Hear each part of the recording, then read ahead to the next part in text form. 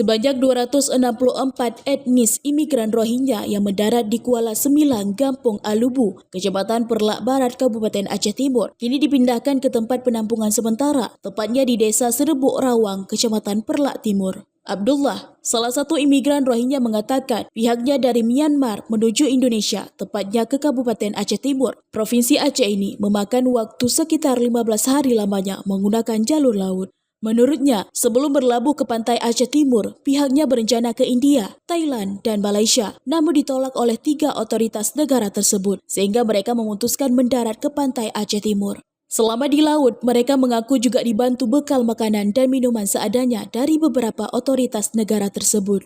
Perjalanan sampai di Indonesia, dari Myanmar sampai di Indonesia udah 15 hari. Habis itu sebelum Indonesia adalah beberapa kapal, ada kata orang ini ada India, pemerintah India, ada juga kapal pemerintah Thailand, ada juga kapal pemerintah di Malaysia punya.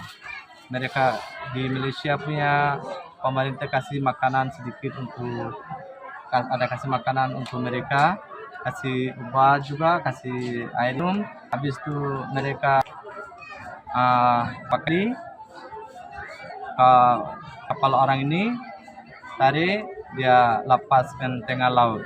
Habis itu mereka baru sampai di Indonesia.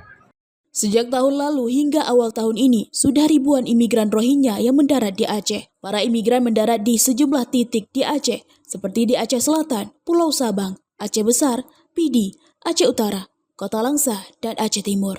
Dari Aceh Timur, Romi Syaputra melaporkan untuk Puja TV.